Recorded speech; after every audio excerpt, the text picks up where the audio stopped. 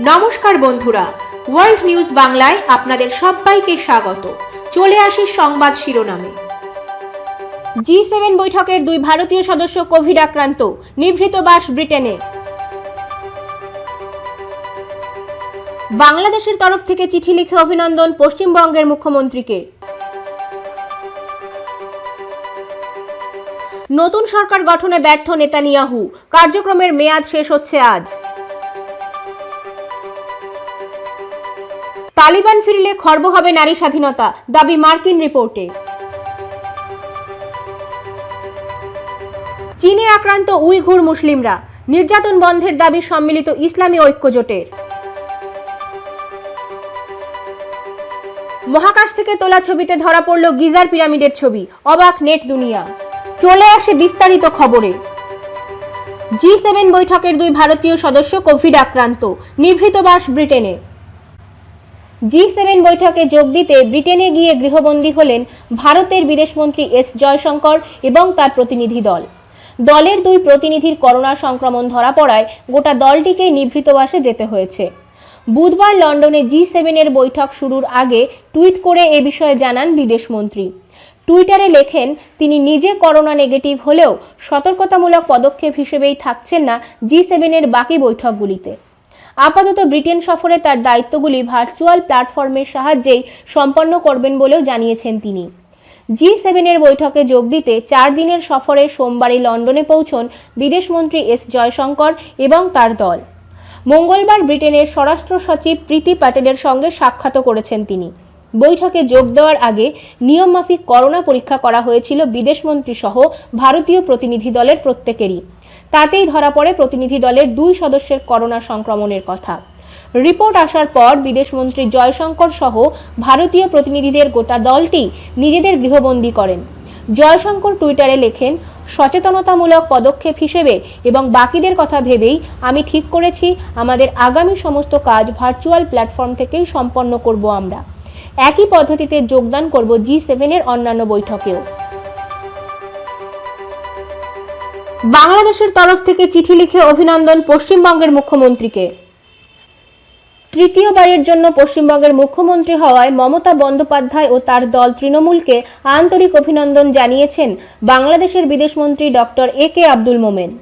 বুধবার মমতা বন্দ্যোপাধ্যায় রাজভবনে মুখ্যমন্ত্রী হিসেবে শপথ নিয়েছেন। আর তার পরপরই লেখা এক পত্রে ডক্টর একে আব্দুল মোমেন জানান, তৃণমূল কংগ্রেসে ধারাবাহিকভাবে তৃতীয়বারের মতো সরকার গঠনে জনগণের সমর্থন লাভ করেছে, যা আপনার নেতৃত্বের প্রতি পশ্চিমবঙ্গের জনগণের অব্যাহত আস্থা ও বিশ্বাসের প্রতিফলন। আমরা আপনার প্রতি কৃতজ্ঞ, কারণ আপনি বাঙালির দীর্ঘ লালিত মূল্যবোধ, ধর্মীয় সম্প্রীতি ও সৌভ্রাতৃত্ব বোধ ধারণ করে আছেন, যে ক্ষেত্রে বঙ্গবন্ধু সারা জীবন অগ্রণী ভূমিকা পালন করেছেন।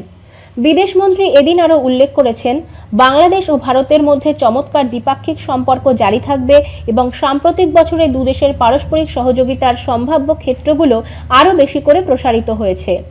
মমতার উদ্দেশ্যে তিনি লিখেছেন, বাংলাদেশের স্বাধীনতার সুবর্ণ জয়ন্তী, মুজিব বর্ষ এবং বাংলাদেশ ও ভারতের কূটনৈতিক সম্পর্কের 50 বছর উদযাপনের এই বিশেষ বছরে আমি পশ্চিমবঙ্গের জনগণ সহ ভারতের জনগণ এবং রাজনৈতিক নেতৃত্বের সমর্থন ও আত্মত্যাগকে কৃতজ্ঞতার সঙ্গে স্মরণ করছি।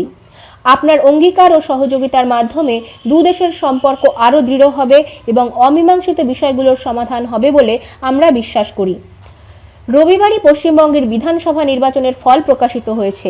সোমবার মন্ত্রী পরিষদের বৈঠকের পর রাজধানী ঢাকায় সচিবালয়ে সাংবাদিকদের মুখোমুখি হয়ে ডক্টর মোমেন বলেছিলেন, নির্বাচনের পর পশ্চিমবঙ্গে যেই ক্ষমতায় আসুক না কেন, ভারতের সঙ্গে আমাদের সুসম্পর্ক বজায় থাকবে। নির্বাচনে মমতা বন্দ্যোপাধ্যায় বিজয়ী হওয়ায় তিস্তা চুক্তি ফের ঠান্ডা ঘরে চলে যাবে কিনা তা জানতে চাইলে বিদেশমন্ত্রী ডক্টর মোমেন বলেন, আমরা আগের মতোই আমাদের কাজ করে যাব, আমাদের কোনো সমস্যা হবে না। পশ্চিমবঙ্গ বিধানসভা নির্বাচনে মমতা বন্দ্যোপাধ্যায়ের দল তৃণমূল কংগ্রেস 2/3 সংখ্যাগরিষ্ঠতা নিয়ে বিজয়ী হয়েছে। তবে সরকার যেই গড়ুক, আমাদের সঙ্গে সুসম্পর্ক বজায় থাকবে। আর বুধবার মমতা বন্দ্যোপাধ্যায়ের শপথ অনুষ্ঠানের পর বাংলাদেশের বিদেশমন্ত্রী চিঠি লিখে অভিনন্দন জানালেন তাকে। নতুন সরকার গঠনে ব্যর্থ নেতানিয়াহু, কার্যক্রমের মেয়াদ শেষ হচ্ছে আজ। সারা দেশের মানুষকে খুব অল্প সময়ে করোনা প্রতিষেধক দিয়ে গোটা বিশ্বের নজর কেড়েছেন তিনি। কিন্তু নিজের দেশেই সরকার গঠনে ব্যর্থ বেঞ্জামিন নেতানিয়াহু। তার দেশ চালানোর সময়সীমা শেষ হচ্ছে আজ। ফলে ইসরায়েলের রাজনৈতিক ভবিষ্যৎ আরও একবার প্রশ্নের মুখে দাঁড়িয়ে। 1996 থেকে 99 আর 2009 থেকে টানা এতগুলো বছর ইসরায়েলের প্রধানমন্ত্রীর দায়িত্ব সামলেছেন নেতানিয়াহু। কিন্তু কয়েক বছর ধরে তার বিরুদ্ধে দুর্নীতির অভিযোগ জোরালো হতে থাকে। তিনি বারবার অভিযোগ অস্বীকার করলেও তার রাজনৈতিক ক্যারিয়ারে তার ছাপ স্পষ্ট হতে থাকে। ফলস্বরূপ গত 2 বছরে 4 বার ভোট হয়েছে ইসরায়েলে। শেষেরটা হয় গত 23শে মার্চ। নেতানিয়াহুর দল লিকুড পার্টি বেশিরভাগ আসনে জয়ী হলেও পার্লামেন্টের সংখ্যাগরিষ্ঠতা অর্জন করতে পারেনি। জোটের জন্য রাজনৈতিক দলগুলিকে রাজি করিয়ে 28 দিনের মধ্যে সরকার গঠনের সময় পেয়েছিলেন 71 বছরের নেতানিয়াহু। কিন্তু এই 28 দিনে বিরোধী দলগুলিকে জোটবদ্ধ করতে ব্যর্থ হয়েছেন তিনি এবং তার দল। দেশের প্রেসিডেন্ট রিউভেন রিভলিনকে সেই বার্তা পৌঁছে দিয়েছে নেতানিয়াহু। দেশ চালানোর ভারও আপাতত প্রেসিডেন্টের হাতেই চলে গিয়েছে নিয়ম মাফিক। ইসরায়েলের সংবাদ মাধ্যম দাবি করেছিল এই 4 সপ্তাহে জোট করতে সক্ষম হবেন নেতানিয়াহুর রীতিমতো রাজনীতিক। কিন্তু মূলত রক্ষণশীল ইসলামিক পার্টি ও অতি দক্ষিণপন্থী জিওনিজম জোটকে ঐক্যবদ্ধ করতে ব্যর্থ হয়েছেন প্রধানমন্ত্রী। র্যামের নেতা মনসুর আব্বাস সংখ্যালঘু আরবদের হয়ে সওয়াল করলেই নেতানিয়াহুর পাশে দাঁড়াতে তিনি রাজি ছিলেন। কিন্তু ধর্মীয় নেতা বেজারেল স্মটরিক আব্বাসদের ক্রমাগত সন্ত্রাসবাদী আখ্যা দেন, যার ফলে বেঁকে বসে আব্বাসের দল। একসময় নেতানিয়াহুর শিষ্য বলা হতো যে নাফতালি বেন্টেককে তিনিও প্রধানমন্ত্রীর সঙ্গে জোট করতে অস্বীকার করেছেন। উল্টে তার প্রাক্তন রাজনৈতিক গুরুকে বাদ দিয়ে ইসরায়েলে ঐক্যবদ্ধ সরকার গঠনের ডাক দিয়েছেন তিনি। পরিস্থিতি এখন এমনই যে নেতানিয়াহুর দীর্ঘদিনের শত্রুপক্ষের হাতে দেশের শাসনভার চলে যেতে পারে। দেশবাসী যাতে 5 বছর অন্তর ভোট দিয়ে সরাসরি প্রধানমন্ত্রী বাছতে পারেন তার জন্য নতুন আইন আনার চেষ্টা করেছিল নেতানিয়াহুর লিকুড পার্টি। কিন্তু সেই আইন এখনও তৈরি হয়নি। আগামীকাল রাজনৈতিক দলগুলির সঙ্গে বৈঠকে বসবেন প্রেসিডেন্ট রিভলিন। সরকার গঠনের আগে ফের 28 দিনের জন্য শাসনের ভার তিনি দিতে পারেন বিরোধী নেতা ইয়ার লাপিডকে, কারণ লিকুডের পরে তার দলই পার্লামেন্টের সর্বোচ্চ আসন পেয়েছে। বেনেটের অধীনে ঐক্যবদ্ধ সরকার গঠনের পক্ষেও সওয়াল করেছিলেন লাপিড। তালিবান ফিরলে খর্ব হবে নারী স্বাধীনতা, দাবি মার্কিন রিপোর্টে। আফগানিস্তান থেকে আমেরিকান সেনা সম্পূর্ণভাবে সরে আসার দিন যত ঘনিয়ে আসছে তত আশঙ্কার মেঘ ঘনিয়ে উঠছে। আফগানিস্তানে গত কয়েক বছর ধরে দেশের মেয়েদের অধিকার প্রতিষ্ঠার জন্য সরকার যেভাবে কাজ করেছে, তালিবান ক্ষমতায় ফিরলে তা বজায় থাকবে তো? আমেরিকার এক সাম্প্রতিক গোয়েন্দা রিপোর্টে এই আশঙ্কা প্রকাশ করা হয়েছে। আমেরিকার জাতীয় গোয়েন্দা কাউন্সিলের 2 পাতার এই রিপোর্টে বলা হয়েছে 2001 সালে ক্ষমতাচ্যুত হওয়ার পর থেকে তালিবানের মানসিকতা ও মেয়েদের অধিকার সংক্রান্ত অবস্থান আদপেই পাল্টায়নি। ফলে এই আশঙ্কাটা রয়েই যাচ্ছে যে গত 2 দশক ধরে নারী সুরক্ষা ও অধিকার নিয়ে যা প্রগতিমূলক কাজ চলেছে তা বিফলেও যেতে পারে। খর্ব হতে পারে মেয়েদের অধিকার। 1996 থেকে 2001 তালিবান জামানার এই কয়েক বছরে মেয়েদের পড়াশোনা, প্রকাশ্যে ঘোরাফেরা প্রায় বন্ধ হয়ে গিয়েছিল। রিপোর্টে আরও বলা হয়েছে বিদেশি ত্রাণের আশা এবং আন্তর্জাতিক মহলে স্বীকৃতি পাওয়ার জন্য প্রথম দিকে হয়তো মেয়েদের বিষয়ে কিছুটা অবস্থান পাল্টাতে পারে তালিবান নেতৃত্ব। কিন্তু কিছুদিন ক্ষমতায় থাকলেই তারা নিজেদের পুরনো অবস্থানে ফিরে যেতে সময় নেবে না। গত বছর 29শে ফেব্রুয়ারি কাতারের দোহায় তালিবান নেতৃত্বের সঙ্গে শান্তি চুক্তি স্বাক্ষর করেন প্রাক্তন American president Donald Trump. Agreement for bringing peace to Afghanistan নামের সেই চুক্তিতে বলা হয়েছিল 2020 জুলাইয়ের মধ্যে আফগানিস্তানে আমেরিকান সেনার সংখ্যা 13,000 থেকে কমিয়ে 8,600 করা হবে। 2021 এপ্রিলের মধ্যে সব আমেরিকান সেনা আফগানিস্তান থেকে চলে আসবে। ট্রাম্প প্রশাসনের তরফ থেকে এই আশ্বাসও দেওয়া হয়েছিল চুক্তিতে। জো বাইডেন প্রেসিডেন্ট হওয়ার পরে এবছর 13 এপ্রিল জানান আফগানিস্তানে যে 2,500 আমেরিকান সেনা এখনও আছে তাদের এবছরই 11 সেপ্টেম্বরের মধ্যে ফিরিয়ে আনা হবে। কিন্তু এবছরের গোড়া থেকে আফগানিস্তানে হিংসাত্মক ঘটনা বেড়েই চলেছে। 1 মে হেলমান্দ প্রদেশের সামরিক ঘাঁটির নিয়ন্ত্রণ আফগান প্রশাসনের হাতে তুলে দিয়েছে আমেরিকান সেনাবাহিনী। তারপর থেকে বিভিন্ন আফগান ঘাঁটিতে তালিবান হামলা আরও বেড়েছে। লন্ডনে G7 শীর্ষ বৈঠকের ফাঁকে আফগান পরিস্থিতি নিয়ে গতকাল আলোচনা করেন ভারতের বিদেশমন্ত্রী এস জয়শঙ্কর এবং ইউরোপীয় ইউনিয়নের বিদেশ মন্ত্রকের প্রতিনিধি জোসেফ বোরেল ফোঁটেল। চীনে আক্রান্ত উইঘুর মুসলিমরা, নির্যাতন বন্ধের দাবি সম্মিলিত ইসলামী ঐক্য জোটের। চীনের উইঘুর মুসলিমদের উপর অকথ্য নির্যাতন বন্ধের দাবি জানিয়েছে সম্মিলিত ইসলামী ঐক্যজোট। সংগঠনটি বলছে, চীন সরকার দীর্ঘদিন ধরে প্রায় 21 লাখ উইঘুর মুসলিমকে বিভিন্ন ডিটেনশন ক্যাম্পে আটকে রেখে তাদের ওপর সরকারের নির্বাচিত প্রতিনিধিদের দিয়ে নির্যাতন, যৌন নিপীড়ন, হত্যা সহ নানা ধরনের অপরাধমূলক কর্মকাণ্ড চালাচ্ছে। চীন সরকার সেখানে কোনো সংবাদ মাধ্যমকে প্রবেশ করতে দিচ্ছে না, এমনকি রাষ্ট্রপুঞ্জের সদস্যদের সেখানে প্রবেশ করতে দেওয়া হচ্ছে না। উইঘুর মুসলিমদের রক্ষায় বিশ্ববাসীকে জাগ্রত হওয়ার আহ্বান জানানো হয়।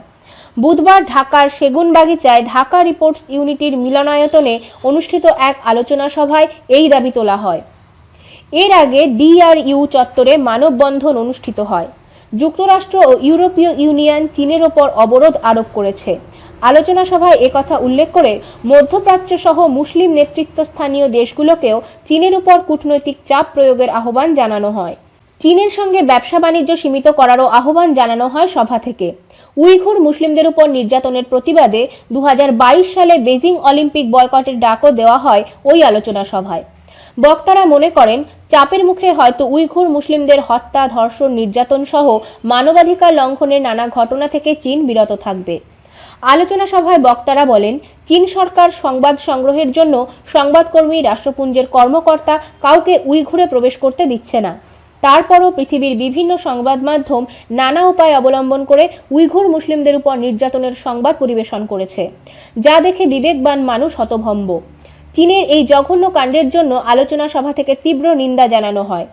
উইঘুর মুসলিমদের সাংস্কৃতিক অনুষ্ঠান ডোপা দিবসকে কেন্দ্র করে চীন সরকার তাদের উপর নির্যাতন, হত্যা ও ধর্ষণ সহ মানবাধিকার লঙ্ঘনের নানা ঘটনা ঘটিয়েছে। তারই প্রতিবাদে ওই আলোচনা সভার আয়োজন করা। সভায় সভাপতিত্ব করেন সম্মিলিত ইসলামী ঐক্যজোটের মহাসচিব অ্যাডভোকেট খায়রুল ইসলাম। সভায় বক্তৃতা করেন বাংলাদেশ খিলাফত আন্দোলনের যুগ্ম মহাসচিব মাওলানা হোসেন আকান। মহাকাশ থেকে তোলা ছবিতে ধরা পড়ল গিজার পিরামিডের ছবি, অবাক নেট দুনিয়া। প্রাচীন প্রবাদ, চীনের প্রাচীর নাকি চাঁদ থেকে দেখা যায়। প্রবাদ মিলল কিয়দংশে। চাঁদ নয়, মহাকাশ থেকে দেখা গেল পৃথিবীর শ্রেষ্ঠ স্থাপত্যগুলির মধ্যে একটি। তবে চীনের প্রাচীর নয়, বরং জাপানের নভোচারী শোইচি নোগুচির ছবিতে ধরা পড়ল মিশরের গিজার পিরামিড। সফলভাবে পৃথিবীতে প্রত্যাবর্তনের পর সেই ছবি নিজের সামাজিক নেট মাধ্যম থেকে ছড়িয়ে দিয়েছেন নোগুচি, যা নিয়ে আলোড়ন পড়ে গিয়েছে। বিশ্বের শ্রেষ্ঠ 7টি বিস্ময়ের একটি হল গিজার পিরামিড। নোগুচির মহাকাশ থেকে তোলা সেই ছবিতে উঠে এসেছে এই আশ্চর্যের ছবি, যে ছবি নিয়ে কার্যত হুলস্থুল পড়ে গিয়েছে বিভিন্ন মহলে। এই ছবিতে পিরামিডকে দেখা যাচ্ছে তার আশেপাশের বিস্তীর্ণ বালুকাময় মরুভূমির মাঝে। উল্লেখ্য, এই ছবিটি তোলা হয়েছে মে মাসের 1 তারিখে। সেদিনই ছিল নোগুচির মহাকাশে শেষ দিন। মে মাসের 2 তারিখেই নোগুচি তার টিম নিয়ে রওনা দেন পৃথিবীর উদ্দেশ্যে। ছবিটির সামনে আসতেই তা নিয়ে বেশ আলোড়ন পড়ে গিয়েছে। অজস্র মন্তব্যে ভেসে গিয়েছে ছবিটি। উল্লেখ্য, এই যে ছবিতে মহাকাশ থেকে তোলা পৃথিবীর চিরাচরিত সবুজ নীল গোলক কাঠামো অনুপস্থিত, বরং এই ছবিতে রয়েছে কিছুটা থার্ড ডাইমেনশনের প্রভাব।